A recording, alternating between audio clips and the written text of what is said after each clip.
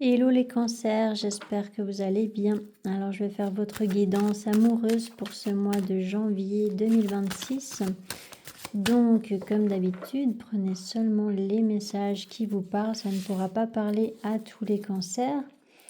Et si vous souhaitez une guidance privée, que ce soit en cartomancie ou en astrologie, vous avez vraiment toutes les informations sur mon site internet que je note toujours sous chaque vidéo. Voilà, alors allez d'abord sur mon site internet avant de passer votre commande par mail. Elles veulent toutes sortir les cartes là pour vous. Alors, voilà.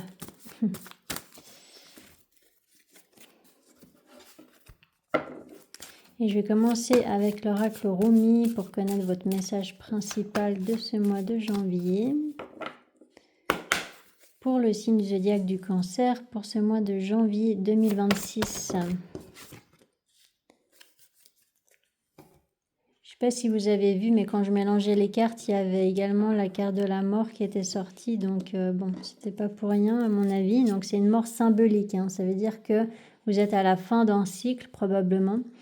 Et puis que peut-être vous mettez un terme à une relation ou vous mettez un terme à un schéma intérieur, à des habitudes ou quelque chose comme ça qui vous portait préjudice jusqu'à maintenant et puis qui vous empêchait en fait de vous épanouir au niveau amoureux ou de vous épanouir tout court. Mais bon, vu que c'est une guidance amoureuse, ben voilà, ça peut concerner votre vie amoureuse ou voilà, peut-être qu'il y avait quelque chose, donc un schéma comme une dépendance affective ou quelque chose d'autre comme ça qui vous empêchait en fait d'avancer dans votre vie et puis peut-être d'être heureux ou heureuse dans votre vie amoureuse. Et puis voilà, sinon ça peut être effectivement la fin d'une relation. Alors, on va voir avec le tarot. Pour le signe du zodiaque du Cancer, pour ce mois de janvier 2026, au niveau amoureux, qu'est-ce qui va se passer pour le signe du zodiaque du Cancer pour ce mois de janvier 2026 au niveau amoureux?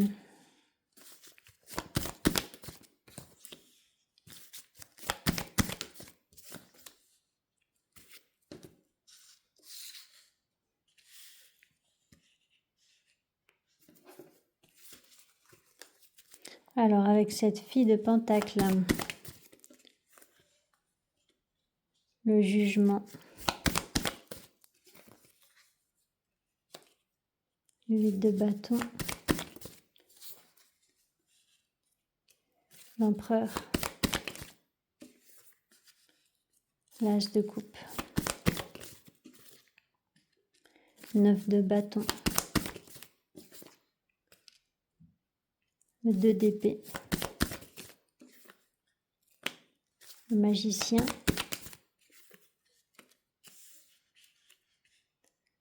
et le 4 de pentacle, le 5 de pentacle, la mère d'épée, fils de coupe,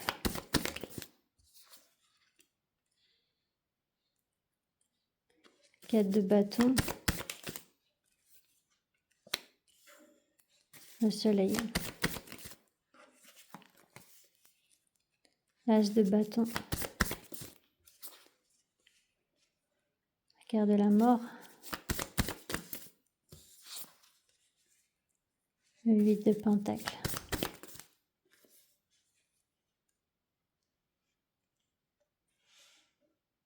l'as de bâton,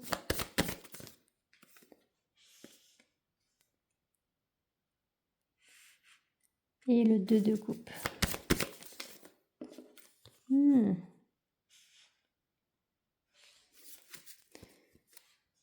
dernière avec la carte de la tour. Bon. Alors, effectivement, vous êtes dans une période de transition pour certains parce que, en fait, là, vous avez clairement l'opportunité de commencer un nouveau départ avec quelqu'un, donc de commencer une nouvelle relation. Sauf que vous pouvez être dans des résistances, hein. Donc effectivement, je vous parlais d'un schéma, hein, qui prenait, fin, durant ce mois de janvier, un schéma intérieur et vraiment, en fait, ce schéma intérieur, il vous gardait dans des comportements autosaboteurs, en fait, hein. Vous vous empêchiez peut-être d'ouvrir votre cœur à une nouvelle personne parce que vous étiez trop attaché à ce que vous avez perdu, en fait. Donc vous étiez trop, attaché à une ancienne relation, ou vous étiez trop attaché à quelque chose d'autre et puis, ce quelque chose d'autre, en fait, en l'occurrence, est déjà terminé, en fait, hein. Mais, voilà, vous aviez peut-être du mal à, renoncer, en tout cas, à une autre relation ou quelque chose comme ça. Et donc là, vous avez l'opportunité, eh bien, de faire une nouvelle rencontre ou en tout cas de démarrer une nouvelle relation, clairement. Mais pour ça, eh bien, il va falloir, lâcher cette résistance parce que là, vraiment, il y a une grosse résistance au changement et il y a aussi, ouais, le fait d'être, sacrément têtu, en fait, d'être assez borné, c'est vraiment, voilà, l'énergie de l'empereur, c'est vraiment la personne qui a une difficulté déjà à voir les choses d'une manière différente et puis à être plus souple, hein, dans sa manière de fonctionner et puis de voir les choses. Donc voilà, peut-être que vous vous entêtiez peut-être par rapport à quelque chose et puis en fait du coup eh bien vous vous empêchiez de vivre une nouvelle relation qui a l'air d'être carrément prometteuse en plus. Donc ça serait effectivement dommage de passer à côté d'une belle relation. Et là, ça vous dit bien, hein, que c'est à l'intérieur de vous, hein. Donc c'est, y a que vous en fait euh, qui avez la clé en fait. Y a que vous qui avez cette solution pour justement sortir de ce blocage intérieur, de cette résistance. Vous avez vraiment la clé. Voilà, la balle est dans votre camp. Et puis, c'est vraiment vous qui devrez voir une vérité, qui devrez admettre une vérité peut-être. Je pense que vous étiez très très accroché à une ancienne histoire ou alors à une façon de fonctionner et que vous persuadiez de quelque chose qui n'était pas du tout le fruit de la réalité en fait. Et là, eh bien, vous avez cette opportunité d'être heureux ou heureuse en amour, mais pour ça, eh bien, ça vous demande de mettre un terme à ces fausses croyances que vous aviez. Et puis, voilà, à votre besoin de tout contrôler et puis ouais, de faire en sorte que la vie ressemble à ce que vous étiez imaginé. Mais là, en fait, on vous demande vraiment de lâcher prise et puis de lâcher aussi cette situation passée ou ce schéma que vous aviez jusqu'à maintenant parce qu'en l'occurrence, ça vous empêche vraiment d'avancer, quoi. Donc, il y a une prise de conscience à avoir, il y a une remise en question à avoir pour pouvoir justement eh bien, vous ouvrir à ce nouveau départ.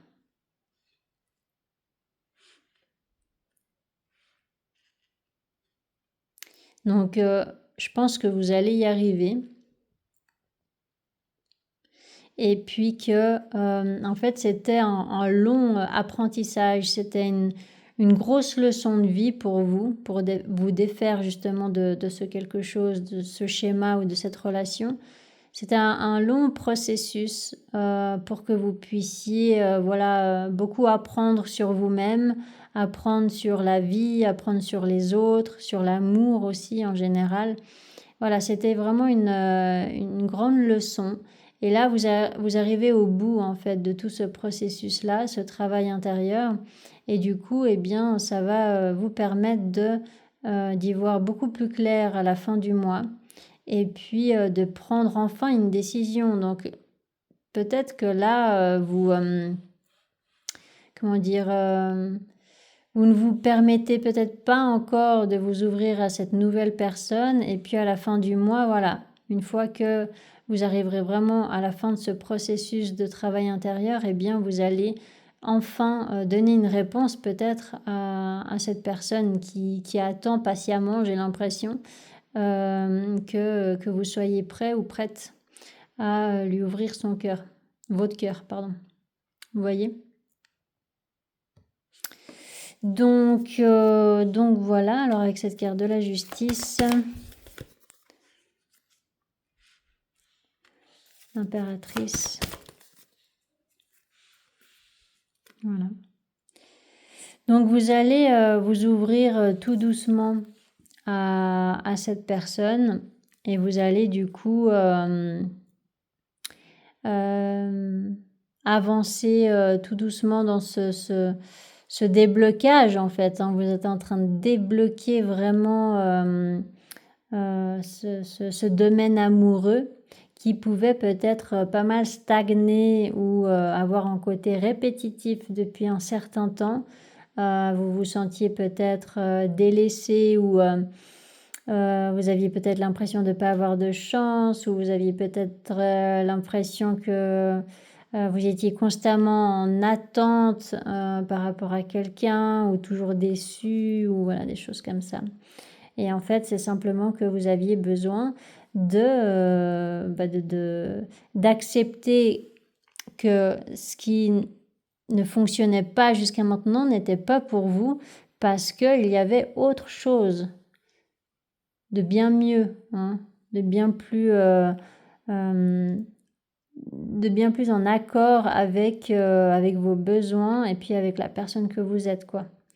Donc, si effectivement vous faites une nouvelle rencontre et puis que vous ressentez des résistances pour une raison ou une autre, eh bien là, ça serait effectivement de vivre cette introspection-là, de vivre cette remise en question pour pouvoir admettre effectivement que vous vous mentiez à vous-même peut-être par rapport à un passé et puis qu'il est grand temps que vous arrêtiez de vous mettre à vous-même des bâtons dans les roues, vous voyez?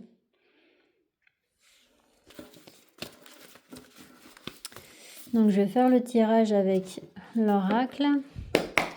Pour le signe du zodiaque du Cancer, au niveau amoureux, pour ce mois de janvier 2026.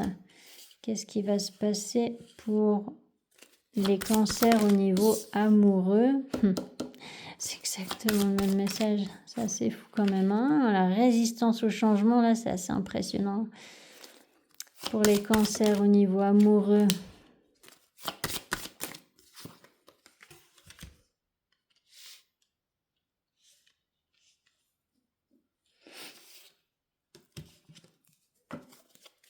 Par rapport à cette carte changement.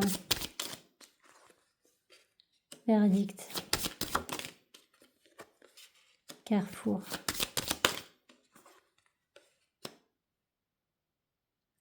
Bouclier. Ouais, ça confirme complètement les messages du tarot. C'est que vraiment, ça confirme que le blocage est à l'intérieur de vous. C'est vous, c'est de votre côté où il y a justement cette résistance au changement. Et en fait, vous avez besoin de voir la vérité vraie dans une situation, mais aussi dans un schéma que vous avez à l'intérieur de vous. Parce que en fait, l'univers ou la vie ou voilà, peu importe, eh bien, a déjà préparé quelque chose de nouveau pour vous, une nouvelle histoire amoureuse ou voilà, une nouvelle étape en tout cas. Et puis,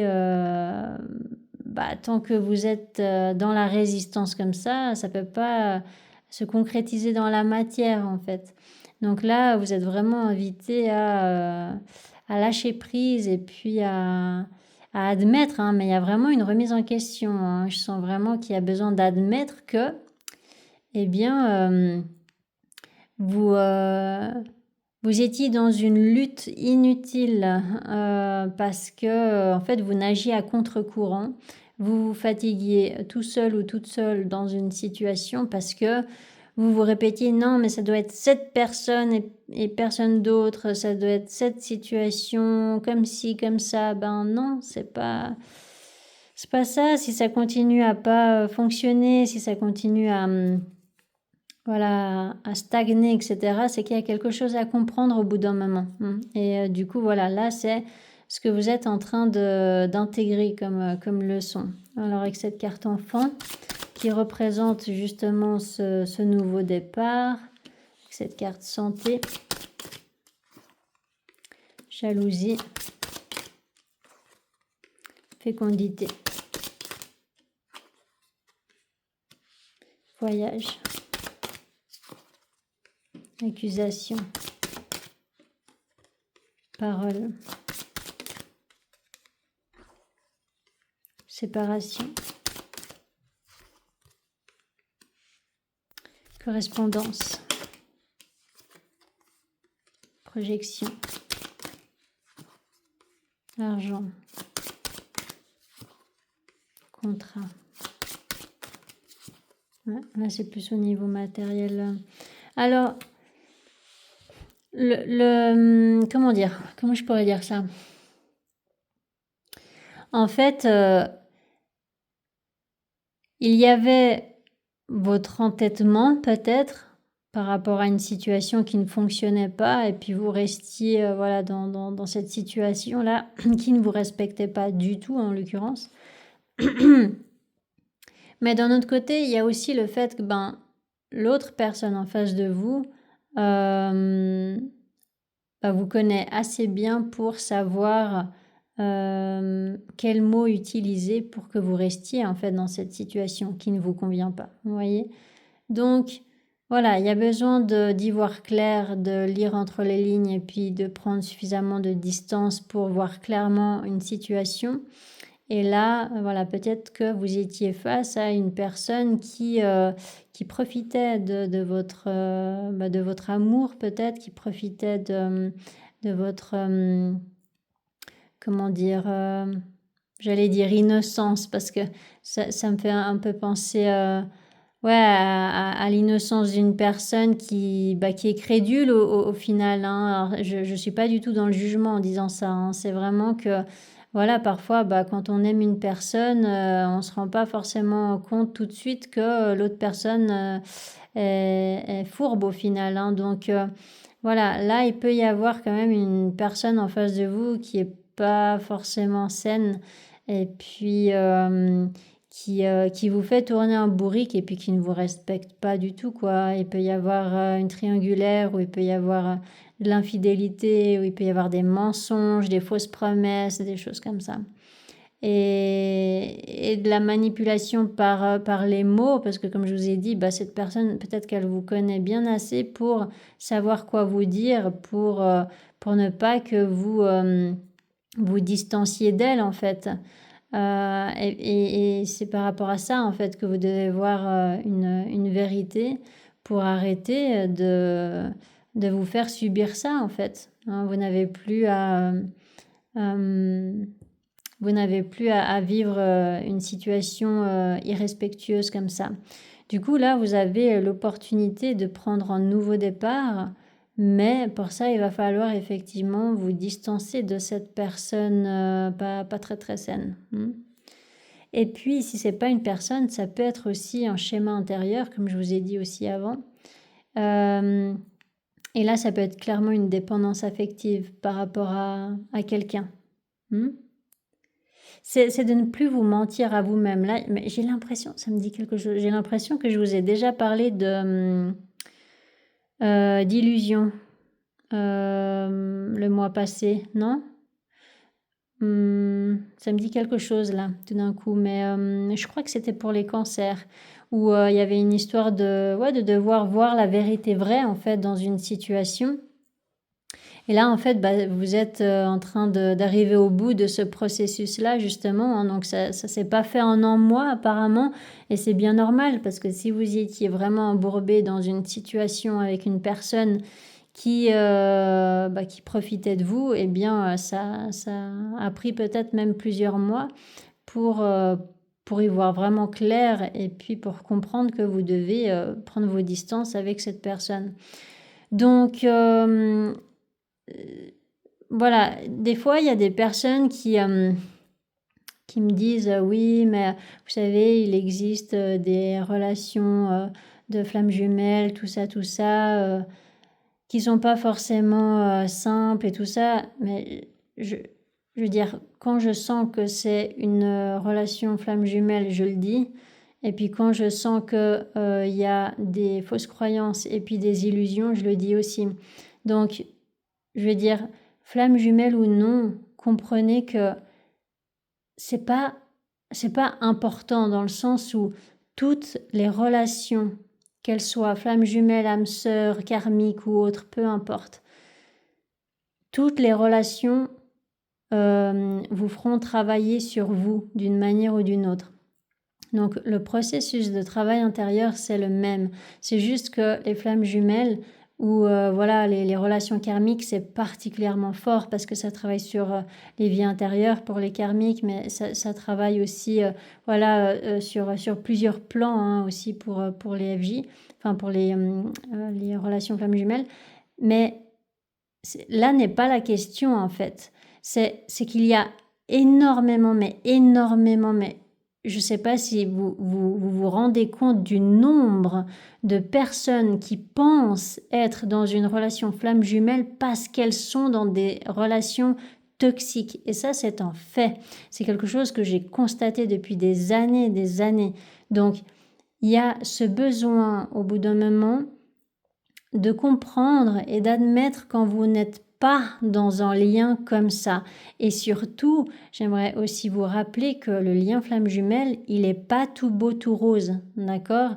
C'est un processus qui est vraiment compliqué et puis, je veux dire, quand on est dans un lien flamme jumelle, on souhaite pas forcément aux autres de vivre des relations flamme jumelles tellement c'est complexe en fait. Mais il y a complexe et il y a malsain. Et là, il y a besoin de faire la différence. D'accord? Donc là, je ne parle pas d'un lien FJ, je ne parle pas d'un lien flamme jumelle. Je parle d'une relation malsaine. C'est différent. D'accord? C'est pour ça, en fait, qu'il y a des personnes qui restent dans des situations pendant des années, qui restent dans de l'attente, qui restent dans des dépendances affectives, mais juste incroyables.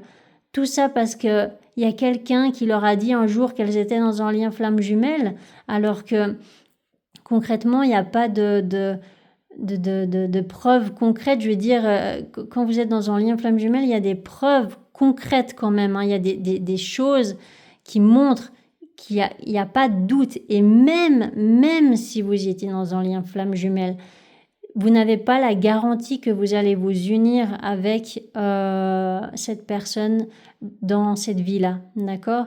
Donc, quand on parle de réunion, tout est relatif, ok? Et c'est ça qu'il faut comprendre, c'est que vous n'allez pas passer toute votre vie à être complètement dépendant ou dépendante d'une relation, à être dans l'attente toute votre vie et vous empêcher de vivre de magnifiques choses dans votre vie.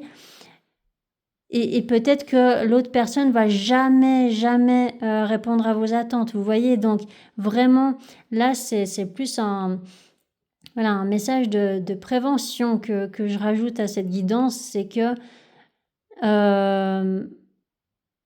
il y a vraiment ce besoin de faire la différence quand même et de prendre du recul avec tout ce que vous pouvez voir aussi sur Internet, etc. D'accord?